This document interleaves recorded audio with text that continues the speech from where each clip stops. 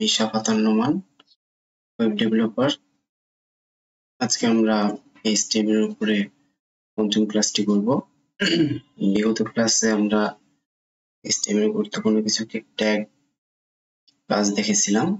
আজকে আমরা আরো কিছু গুরুত্বপূর্ণ কাজ HTML এ দেখব। তাহলে আমরা শুরু করি। আচ্ছা, আমরা আমাদের সাবলাইম টেক্সট ওপেন করে রেখেছি। আচ্ছা, গতদিন আমরা কাজ করেছিলাম যে আমরা লিস্টিং এর কাজটা করেছিলাম। একটা হচ্ছে আনঅর্ডার লিস্ট ইউএল আর একটা হচ্ছে অর্ডার লিস্ট। আচ্ছা, তারপরে হচ্ছে আমরা একটা টেবিল তৈরি করেছিলাম। টেবিলের মাধ্যমে আমরা একটা রেজাল্ট শিট তৈরি করেছিলাম। আচ্ছা, গতদিন কাজে আমার একটা মিস্টেক আসলে বলা যাবে না, এটা করলে সমস্যা নাই, কিন্তু এটা করা ঠিক না, স্ট্যান্ডার্ড ওয়ে না। সেটা হচ্ছে আমরা বডি ট্যাগের শেষে গতদিনের কাজগুলো সব করেছিলাম। এর জন্য কিছু কিছু ক্ষেত্রে আমাদের ট্যাগ গুলা আমাদের সাবলাইম টেক্সটে পাচ্ছিল না। আচ্ছা, সেই ক্ষেত্রে আমাদের যেটা করতে হতো, এই পুরো কাজটা আমাদের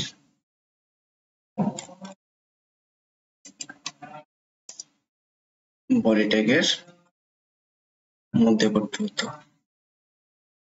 এটা না করলে আসলে বড় মিস্টেক না, কিন্তু কোনো স্ট্যান্ডার্ড ওয়ে না। বডি ট্যাগের বাইরে রাখলেও আমাদের ব্রাউজার খুব সুন্দরভাবে টেবিল গুলো দেখাচ্ছিল, লিস্ট গুলো দেখাচ্ছিল, কিন্তু এটা কোনো স্ট্যান্ডার্ড ওয়ে না। স্ট্যান্ডার্ড ওয়ে হচ্ছে একটা ব্রাউজারে আমরা যা কিছু দেখব সেটা হচ্ছে বডি ট্যাগের মধ্যেই রাখতে হবে, এবং বডি ট্যাগের মধ্যে রেখেই সেটা আমাদের ব্রাউজারে আউটপুটটা দেখতে হবে। আচ্ছা, ঠিক আছে, আমরা গতদিনের যে কাজগুলো, কাজের সুবিধার্থে এগুলোকে আমি রিমুভ করে ফেলছি। আশা করি আপনারা খুব ভালোভাবে প্র্যাকটিস করেছেন। বিগত ক্লাসগুলো ভালোভাবে প্র্যাকটিস না করলে এখনকার ক্লাসগুলো আসলে বুঝবেন না। সো যারা নিউ বিগিনার তারা অবশ্যই প্রথম ক্লাস থেকে শুরু করবেন এবং পর্যায়ক্রমিকভাবে একটা পর একটা ভিডিও আপনারা শেষ করবেন। তাছাড়া 1 নম্বর ভিডিও যদি না দেখেন 2 নম্বর ভিডিওতে কি হচ্ছে, বা 2 নম্বর ভিডিও যদি না দেখেন 3 নম্বর ভিডিওতে কি হচ্ছে আপনি বুঝতে পারবেন না। ঠিক আছে, তাহলে আমরা আমাদের কাজ শুরু করি। আজকে আমরা একটা খুব ইম্পর্টেন্ট ট্যাগ, সেটা হচ্ছে div। এটা একটা প্রচুর পরিমাণে আমাদের কাজের ক্ষেত্রে ব্যবহার হয়। আচ্ছা, div ট্যাগের কাজটা কি সেটা আমাদের আগে বুঝতে হবে, যে div ট্যাগটা কি ক্ষেত্রে আমাদের ব্যবহার হয়। এটা হচ্ছে ব্লক কন্টেন্ট লেখার ক্ষেত্রে আমাদের এই div ট্যাগটা ব্যবহার হয়। আচ্ছা,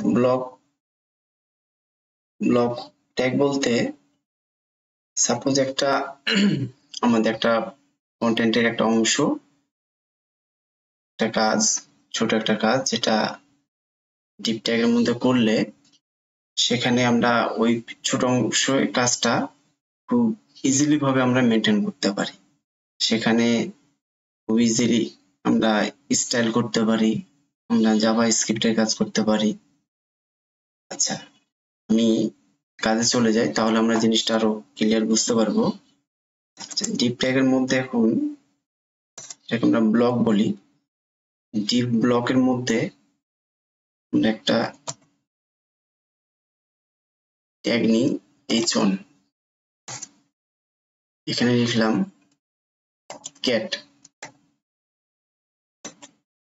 আচ্ছা, ট্যাগ নিই বোল্ড, তার মানে লেখাটা বোল্ড আকারে দেখাবে। cat is a domestic animal। তারপরে এলিমেন্ট নেই, সেটা হচ্ছে আচ্ছা এগুলোকে আমাদের ট্যাগও বলা যায়, h1 b1 এগুলোকে ট্যাগও বলা যায়, আবার এগুলোকে HTML ভাষায় এলিমেন্টও বলা যায়। আমরা এখন এগুলোকে এলিমেন্ট বলবো।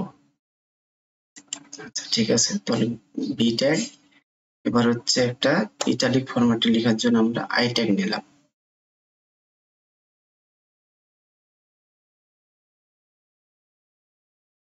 আই ট্যাগ নিয়ে নিলাম।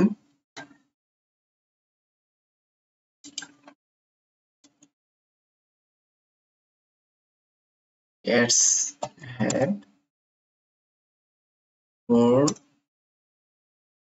legs and 1 tail। আচ্ছা আরেকটা নিয়ে আমরা প্যারাগ্রাফ, যেটা tag P tag.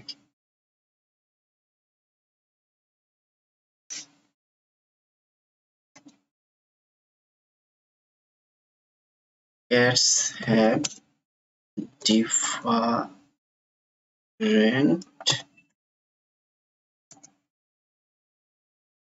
color such as white, black, gray। আচ্ছা তাহলে একটা h1 ট্যাগের মধ্যে লিখলাম, একটা b ট্যাগের মধ্যে একটা i ট্যাগ, একটা p ট্যাগ। এটাকে সেভ দিলাম এবং রাইট ক্লিক করে ওপেন ইন ব্রাউজার দিলাম। তাহলে আমাদের দেখাচ্ছে, এটা বড় করে দেখাচ্ছে, এটা বোল্ড আকারে আমাদের দেখাচ্ছে। আচ্ছা এখানে একটা চেষ্টা করতে হবে, আই ট্যাগটা একসাথে হয়ে গেছে, তাহলে আমরা একটা লাইন ব্রেক দিই। ব্রেক কন্ট্রোল এস দিলাম, এই তো ব্রেক হয়ে গেছে। আর একটা ব্রেক আমরা দিয়ে দিই, তাহলে গ্যাপটা একটু বেশি হবে। ওকে, এটা সুন্দরভাবে দেখাচ্ছে আমাদের। এখন ডিপ ট্যাগ আমরা ইউজ করলাম। ডিপ ট্যাগটা এই যে আমাদের একটা প্যারা লিখলাম ক্যাটের বিষয়ে, এই প্যারাটার উপরে আমরা চাচ্ছি কিছু আমরা স্টাইল করব। তাহলে আমাদের নর্মালি স্টাইল করলে কি করতে হতো, h1 কে আলাদাভাবে করতে হতো, বি ট্যাগকে আলাদাভাবে করতে হতো, আই ট্যাগকে আলাদাভাবে করতে হতো, পি কে আলাদাভাবে করতে হতো। কিন্তু আমরা এখন যেটা করব সেটা হচ্ছে এই ডিভটা ব্যবহার করার ক্ষেত্রে এই ডিভের আন্ডারে যতগুলো এলিমেন্ট আছে, এই যে আমাদের একটা, দুইটা, তিনটা, চারটা এলিমেন্ট, এই চারটা এলিমেন্টে একসাথে আমরা স্টাইল করতে পারবো, একসাথে আমরা ফন্ট চেঞ্জ করতে পারবো, একসাথে আমরা ফন্টের কালার চেঞ্জ করতে পারবো। তার মানে আমরা ডিভ ট্যাগে যদি শুধু স্টাইলটা করি, তাহলে আমাদের চারটা ট্যাগেই সুন্দরভাবে স্টাইল গুলো দেখাবে। তার মানে আমাদের কোড করার ক্ষেত্রে খুব কাজটা ইজি হয়ে গেল। ওকে, তাহলে আমরা দেখি একটু টেবিলের স্টাইলটা আমরা কেটে দিই, এটা আমাদের এখন লাগবে না। আচ্ছা তারপর আমি স্টাইল ট্যাগটা নিয়ে একটু দেখাই। সেটা হচ্ছে স্টাইল ট্যাগটা আমরা হেড ট্যাগের মধ্যে ব্যবহার করব। এটা আমি অনেকবার বলেছি, আজকে বলছি, স্টাইল ট্যাগটা হেড ট্যাগের মধ্যে আমরা ব্যবহার করব। লেস দেন স্টাইল লিখলে আমরা স্টাইল ট্যাগটা পেয়ে যাব এবং এই স্টাইল ট্যাগের মধ্যে আমরা এই ডিভটাকে নিয়ে কাজ করব। ডিভের মধ্যে আমাদের একটা সেকেন্ড ব্র্যাকেট লাগবে, সেকেন্ড ব্র্যাকেটের মধ্যে এখন আমরা যে স্টাইল দেবো সেই স্টাইলটা আমাদের কাজ করবে। তাহলে আমি যেটা বলছিলাম সেটা হচ্ছে, এখানে যদি আমি এখন কালার দিই ফন্ট কালার দিই রেড, তার মানে আমাদের এই প্রতিটা এলিমেন্ট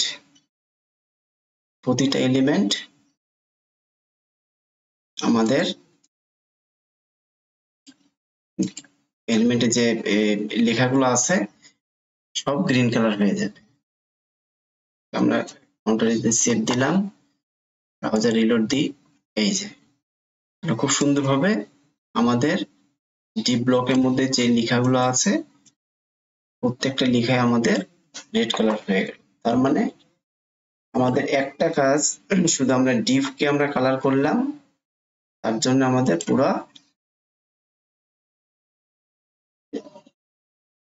প্রত্যেকটা এলিমেন্টই কালার হয়ে গেছে। আচ্ছা, আমরা কিছু কোড কেটে দিই এখন আমাদের কাজের সুবিধার্থের জন্য, যেহেতু আমাদের স্টাইলটা বারবার দেখা লাগছে, সে কারণে আমরা এই কাজগুলোকে একটু কেটে দিলাম কাজের সুবিধার্থের জন্য, ছোট করে নিলাম। আচ্ছা,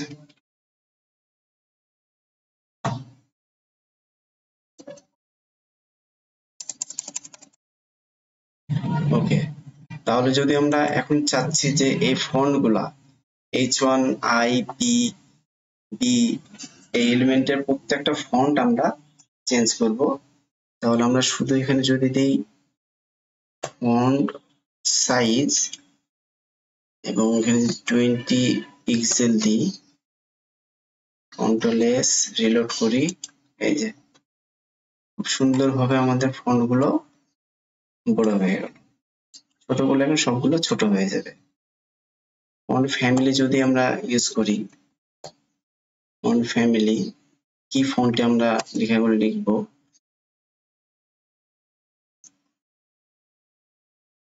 এই যে আমি শুধু ই লিখলাম, একটা স্পেস দেওয়ার ক্ষেত্রে আমাদের সব ফন্ট গুলো দেখাচ্ছে। আচ্ছা, মনো স্পেসটা আমরা যদি ইউজ করি, কন্ট্রোল এস সেভ দিলাম, রিলোড দিই, এই যে খুব সুন্দরভাবে আমাদের একটা ফন্ট চলে আসছে। আচ্ছা, তাহলে এটা হচ্ছে আমাদের টাইটেল দেখাচ্ছে, এটা ছিল আমাদের বোল্ড, এটা ছিল আমাদের একটু বাঁকা করে ইটালিক, আর এটা ছিল আমাদের নর্মাল প্যারাগ্রাফ। ওকে, এখন আমরা যদি চাই যে এই চারটে এলিমেন্ট আমাদের আছে, চারটে এলিমেন্টে কাজ না করে আমরা যদি চাই শুধু H1 বা এই B এলিমেন্ট, এই দুইটার পরে আমরা স্টাইল অ্যাপ্লাই করতে চাচ্ছি, তাহলে আমাদের এখানে এটা উল্লেখ করে দিতে হবে। যেমন এখানে যদি আমি এখন লিখি যে H1, শুধু এই H1 এলিমেন্টের উপরে এখন এই স্টাইল গুলো অ্যাপ্লাই হবে, বাদ বাকিগুলা এই B element, I element, P element এগুলোর উপরে অ্যাপ্লাই হবে না। কন্ট্রোল এস দিই, রিলোড দিই, এই যে শুধু আমাদের H1 এলিমেন্টের উপরে আমাদের স্টাইলটা অ্যাপ্লাই হচ্ছে। এখন যদি আমরা চাচ্ছি যে H1 আর বি এই দুইটা এলিমেন্টের উপরে আমরা স্টাইলটা করতে যাচ্ছি, তাহলে যদি আমি শুধু এখানে বিটা দিয়ে দিই, তাহলে H1 আর বি এর উপরে এখন এটা অ্যাপ্লাই হবে স্টাইলটা, এই যে সুন্দরভাবে এটা অ্যাপ্লাই হচ্ছে। তার মানে ডিভের কাজটা খুব মজার, যে আমাদের অনেক কোড আমাদের এখানে লেখা বাঁচাই দিবে। আমাদের যদি ডিপ ট্যাগটা ব্যবহার না করতাম, তাহলে আমাদের কি করতে হতো, H1 E I P এই চারটে এলিমেন্টকে আলাদাভাবে আমাদের স্টাইল করতে হতো, প্রতিবারে আমাদের স্টাইল গুলো ডিফাইন করে দিতে হতো স্টাইলের মধ্যে গিয়ে। এই স্টাইলের মধ্যে গিয়ে আমাদের প্রতিবারে H1 B I P এই ট্যাগ এই এলিমেন্ট গুলোকে স্টাইল বলে দিতে হতো। কিন্তু এখন শুধু যদি আমরা এই বি ট্যাগটা দিচ্ছি, তাহলে সুন্দরভাবে আমাদের সবগুলো এলিমেন্টের উপরে কাজ করছে। তার মানে আমাদের কোড অনেকটা কোড করা লাগলো না, শুধু একটা স্টাইল করে আমরা ডিপ ব্লকটা ইউজ করে অনেক আমাদের কষ্ট আমরা কমে ফেললাম, আমাদের অনেক কোড করা কমে গেল। এভাবে আমরা কাজের সুবিধার্থের জন্য আসলে এগুলা অনেক এলিমেন্ট বা ট্যাগ আছে এগুলো আমরা যদি যত ব্যবহার করতে পারবো আমরা কাজের ক্ষেত্রে অনেক মজা পাবো, কাজ করে অনেক ভালো লাগবে, আনন্দ লাগবে। ঠিক আছে, এখন এটা আমরা ডিপ ট্যাগ দেখলাম। এখন যদি এটা ট্যাগ আছে সেটা হচ্ছে ক্লাস ট্যাগ। ক্লাস ট্যাগের ব্যবহারটা আমরা দেখব। সাপোজ এখানে এগুলোকে কপি করে নিই, করে পেস্ট করি এবং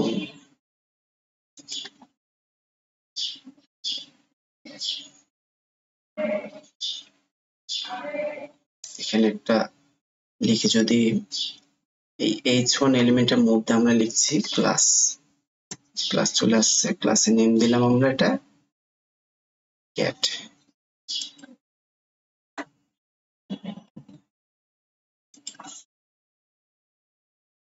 এখন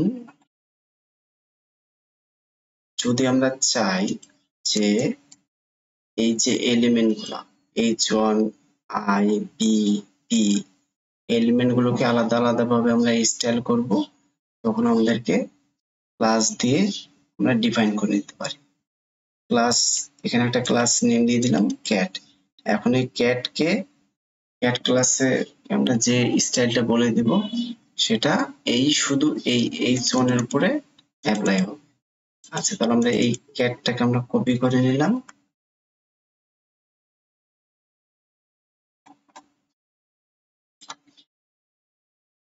আচ্ছা ক্লাস ট্যাগ ব্যবহার করার সময় স্টাইলে সবসময় ডট ব্যবহার করতে হয় প্রথমে, তাহলে ডট কন্ট্রোল ভি দ্বারা পেস্ট করে নিলাম। আচ্ছা, সেকেন্ড ব্র্যাকেট, এবার এখানে যদি আমরা কালার দিই, কালার আমরা দিলাম অন্য কালার দিই গ্রিন, এখন সেভ দিই, তাহলে এই h1টা আমাদের এখন গ্রিন দেখাবে। অনেকগুলো প্রিন্ট হবে কিন্তু h1টা আমাদের গ্রিন দেখাবে। 0 দিই, এই যে h1টা আমাদের গ্রিন দেখাচ্ছে। এখন আমরা চাচ্ছি যে বি ট্যাগটাও স্টাইল করতে, তাহলে বিতে আমাদের আরেকটা ক্লাস আমরা নিয়ে নিতে পারি, এটাকে আমরা দিই ক্যাট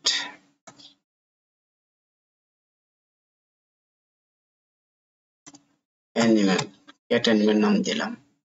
আচ্ছা, এখন ক্লাসের নেমটা যেভাবে হবে এটাকে সেনসিটিভ, যদি স্মল এ থাকে স্মল দিতে হবে আপনাকে, যদি ক্যাপিটালে থাকে ক্যাপিটাল দিতে হবে, যদি হাইফেন থাকে হাইফেন দেওয়া লাগবে। সো এই কোটেশনের মধ্যে যতটুকু থাকবে ওটাকে আপনারা সুন্দর করে সেভ করে নেবেন যেন কোনো মিস্টেক না হয়। সুন্দর করে কোডে সেভ করে নেবেন, তারপর আমরা এটাকে আবার স্টাইল দিই,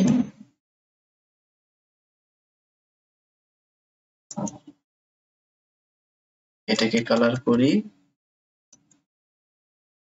এটাকে আমরা ব্ল্যাক করি, ব্ল্যাক, কন্ট্রোল সেভ দিলাম, রিলোড দিলে পরে আচ্ছা এটা ব্ল্যাক দেখাচ্ছে, ব্ল্যাকটা বোঝা যাচ্ছে না, আমরা একটু অন্য কালার দিই, এটাকে ব্লু দেই,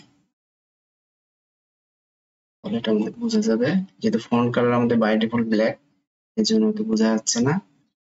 রিলোড দেই, এই যে এটা blue. Cat is a domestic animal, এটা আমরা এই এলিমেন্টকে আমরা কি দিলাম, এই বি এলিমেন্টকে আমরা এটা দিলাম। আচ্ছা, এখন যদি আমরা মনে করি যে এই h1 আর b1 একই স্টাইল হবে, সেক্ষেত্রে আমাদের এই নেমটা যদি আমরা সেম রাখি তাহলে আমাদের কিন্তু এই একটা ক্লাস দিয়ে আমাদের হয়ে যাবে। শুধু এই ক্যাট একটা আমাদের ক্লাস এবং ক্যাট নেমে দুইটা এলিমেন্টে কাজ করবে, মাল্টিপল এলিমেন্টে কাজ করা যায়, সেম ক্লাস নেমে মাল্টিপল এলিমেন্টে কাজ করা যায়। এটা হচ্ছে ক্লাস যে অ্যাট্রিবিউট, এটা হচ্ছে একটা অনেক বড় সুবিধা। আচ্ছা, এখন ওটাতে সেট দিলাম। তাহলে আমাদের এখন হচ্ছে এই দুইটা এলিমেন্টই একই স্টাইল দেখাবে। আমরা স্টাইলে ক্যাট এলিমেন্টে কি বলেছি, যেটা গ্রিন হবে। এই ক্যাট লেখা আর cat is a domestic animal, এই দুইটা টেক্সটই এখন গ্রিন হবে। রিলোড করি। ওকে, এই যে সুন্দরভাবে আমাদের গ্রিন দেখাচ্ছে। তাহলে এইভাবে আমরা যদি সিঙ্গেল এলিমেন্টে আমরা কোনো স্টাইল বা জাভাস্ক্রিপ্টের কাজ করতে চাই, তাহলে আমরা ক্লাসের ব্যবহার করব। আর যদি আমাদের একসাথে অনেকগুলো এলিমেন্ট আছে এবং এগুলোর উপরে সেম স্টাইল বা স্ক্রিপ্ট আমরা ব্যবহার করতে যাচ্ছি, সেই ক্ষেত্রে আমরা দেখলাম ডিপ ব্লকের কাজটা সেক্ষেত্রে অনেক বেটার। তো যখন যেটা প্রয়োজন হবে তখন সেটা আমরা সেইভাবে ব্যবহার করব। আচ্ছা, ক্লাসের মতনই আর একটা আমাদের এলিমেন্ট আছে, সেটা হচ্ছে এখানে আমরা ইউজ করি আইটাকে, সেটা হচ্ছে আইডি। আইডি আর ক্লাস হচ্ছে সেম ব্যবহার। আইডির ক্ষেত্রে যেটা হচ্ছে যে আইডি নেমটা হতে হবে ইউনিক, তার মানে একটা এলিমেন্টে একটা আইডি আপনি নেম ব্যবহার করতে পারবেন। ওই আইডি নেমটা মাল্টিপল স্টেবল এলিমেন্টে ব্যবহার করা যাবে না। তাহলে এখানে আমরা দিলাম এটা, সাপোজ ক্যাট টেল দিলাম। তাহলে এই ক্যাট টেল আর আইডির ক্ষেত্রে আমরা যেমন ক্লাসে দিচ্ছিলাম ডট, আইডির ক্ষেত্রে দিতে হবে হ্যাশ। সেকেন্ড ব্র্যাকেট, এখানে আমরা টেক্সটের কালারটা দিই গ্রিন। আচ্ছা, এটাতে দিই আমরা হচ্ছে ব্লু। কন্ট্রোল এস, রিলোড দিই। এই যে সুন্দরভাবে cats have 4 legs and 1 tail, এই টেক্সটটা আমাদের সুন্দরভাবে ব্লু দেখাচ্ছে। যেহেতু আমরা এখানে আইডি ব্যবহার করলাম এবং আইডিতে একটা কালার দিলাম ব্লু কালার, সেজন্য আমাদের এটা দেখাচ্ছে। আচ্ছা, এখানে যদি আমি আবার আরেকটা আইডি ব্যবহার করতে যাই, তাহলে যেটা করতে হবে সেটা হচ্ছে এখানে আমাদের অন্য একটা ক্লাস নেম ব্যবহার করতে হবে। এই ক্যাট টেল এখানে ব্যবহার করতে পারবো না। দেখা যাচ্ছে এটা আমাদের ব্লু কালার করতে হবে এই টেক্সটটাও, কিন্তু আমরা এটা সেম নেম ব্যবহার করতে পারবো না। একটা আইডির যে নেমটা ব্যবহার করবো সেটা একটা এলিমেন্টের জন্য, এটা ডাবল ব্যবহার করা যাবে না। ক্লাসে যেটা আমরা করেছি, এখানে ক্যাট ব্যবহার করেছি, এখানে ক্যাট, একটা ক্যাটে আমরা স্টাইল করে দিয়েছি, দুইটা এলিমেন্টে আমাদের সুন্দরভাবে ওই স্টাইলটা দেখা দিয়েছে। কিন্তু আইডির ক্ষেত্রে সেটা সম্ভব না। আইডিতে একটা নেম একবারে ব্যবহার হবে। তাহলে এটা আমাদের হবে ক্যাট কালার। ক্যাট কালারকে যদি আমরা এবার এটাকে যদি আমরা ব্লু করতে চাই এই সেন্টেন্সটাকে, তাহলে আমরা এটাকে আমরা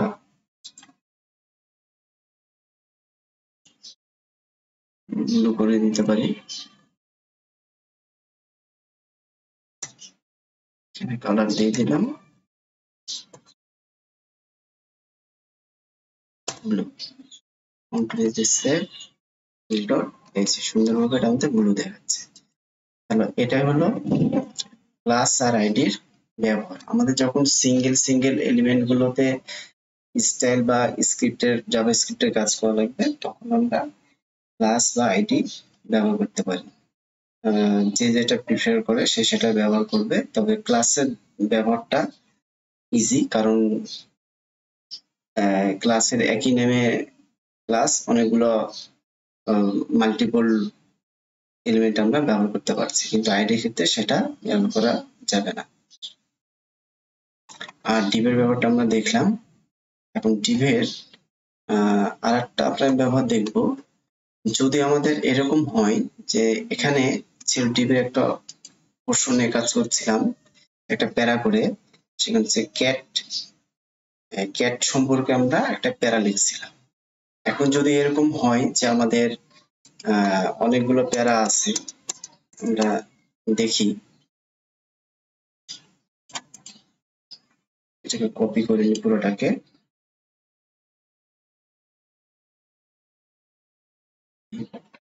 আমাদের যদি এটা সাপোজ কাউ নামে আমাদের একটা প্যারা আছে, কাউ সম্পর্কে লেখা আছে,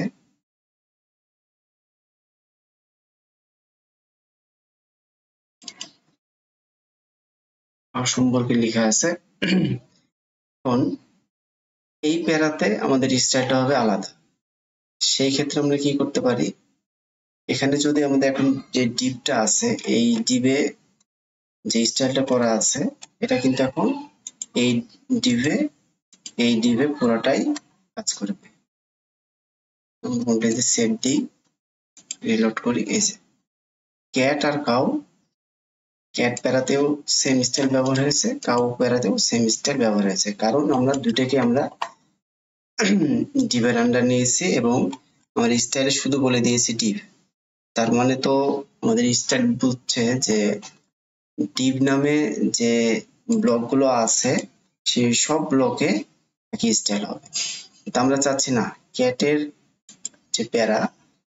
যে প্যারাগুলো আছে সেই প্যারাতে আলাদা স্টাইল এবং কাউ যে প্যারা আছে সে প্যারাতে আলাদা স্টাইল। তাহলে আমরা কি করতে পারি, ডিপের মধ্যে ক্লাস বা আইডি নিয়ে নিতে পারি। ক্লাস নিয়ে নিলাম, এখানে দিয়ে দিলাম আমরা ক্যাট, এখানে একটা ক্লাস নিয়ে নিই, এটার নাম দিই আমরা কাউ, এবং ডিপ ডট আমরা এই যে ক্যাট আমাদের চলে আসছে, দেখেন যেহেতু ক্যাট নামে একটা আমাদের ক্লাস খোলা হয়েছে সেহেতু আমাদের ক্যাটটা চলে আসছে। তাহলে এই ডিপ ডট ক্যাট হচ্ছে এই ক্যাটে, এই ডিপের আন্ডারে যে স্টাইলটা আছে সেই স্টাইলে ব্যবহার হবে।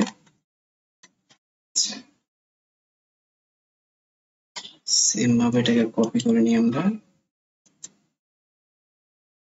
এবং এটা দিয়ে আমরা ডিপ ডট কাউ। আচ্ছা, এখানে আমরা ডট কেন দিচ্ছি এটা আপনারা বুঝতে পারছেন, কারণ এটা হচ্ছে একটা ক্লাস, ক্লাসে সবসময় ডট দিয়ে ব্যবহার হয়। সেভ দিলাম, রিলোড দিই, তাহলে পরে এই ক্যাটের প্যারাটা রেড হবে। আমরা একটু স্টাইলটা চেঞ্জ করে দিই, কাউকে আমরা করে দিই ব্লু, এটা ফন্ট সাইজটা আমরা একটু ছোট করে দিই, এটার ফন্ট ফ্যামিলিটা অন্য একটা ফন্ট ফ্যামিলি আমরা দিয়ে দিই, সাপোজ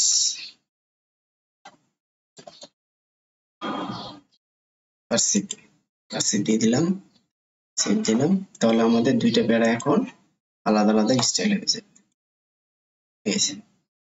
ক্যাটটা আমাদের রেড ছিল, দেখেন এই যে ডিপ ডট ক্যাট, এটা আমরা রেড করেছি, ফন্ট সাইজ করেছি 20 পিক্সেল, তারপর ফন্ট গুলো একটু বড় আছে, ফন্ট ফ্যামিলি মোনো স্পেস, এবং ডিপ ডট কাউ আমরা বলেছি ব্লু 10 px, ফন্ট সাইজ দেখেন এটা থেকে ফন্ট সাইজ গুলো কম এবং ফন্ট ফ্যামিলিটা আলাদা হয়েছে কার্সিভ, ঠিক আছে, একটু বাঁকা ফন্ট সাইজটা। তাহলে আমরা বুঝতে পারলাম যে যদি আমাদের দুইটা প্যারা করে কাজ করা লাগে, একই ধরনের কাজ কিন্তু দুইটা সেকশন আলাদা আলাদা সেকশন, তখন আমরা দুইটা ডিপ নিব, বা আরো যদি আমাদের প্যারা বা আলাদা পার্ট করে যদি কাজ করা লাগে সেক্ষেত্রে আমরা মাল্টিপল ডিপ ইউজ করতে পারি। মাল্টিপল ডিপ যখন ইউজ করব তখন আমরা ক্লাস দিয়ে ওটাকে আমরা আলাদা করে নিতে পারি, অথবা আমরা এখানে আইডি দিয়ে আলাদা করতে পারি।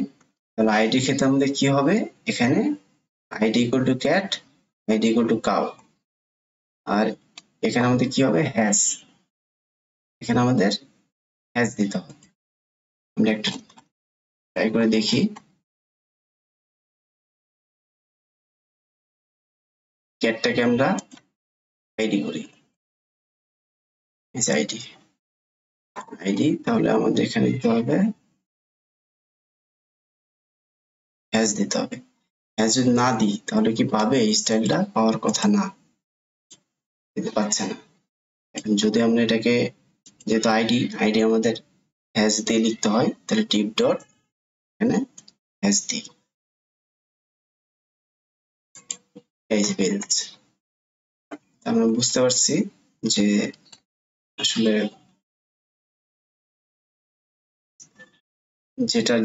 যেটা আইকন সেটাই আমাদের ব্যবহার করতে হবে, অন্যটা ব্যবহার করলে আমাদের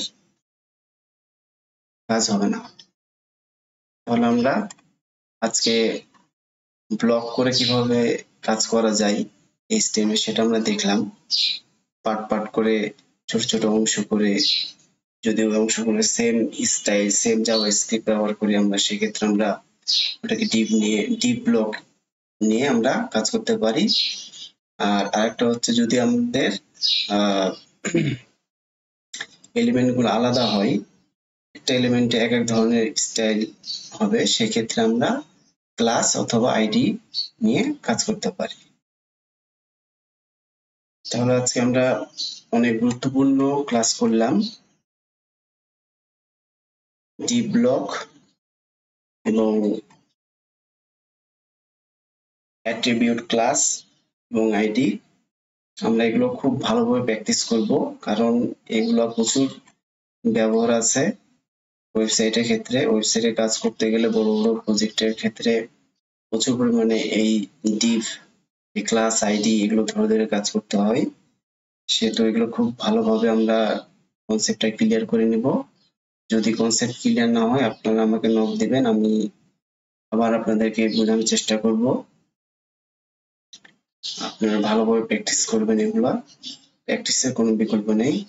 ভালো করে প্র্যাকটিস করলে করতে করতে এগুলো আপনাদের আয়ত্তে চলে আসবে এবং আপনাদেরকে কাজের মধ্যে মজা নিতে হবে। যদি মনে করেন যে কাজগুলা কঠিন, প্যারাদায়ক, তাহলে পরে কিন্তু খুব বেশি ওয়েব ডেভেলপমেন্ট নিয়ে খুব বেশি আগাইতে পারবেন না।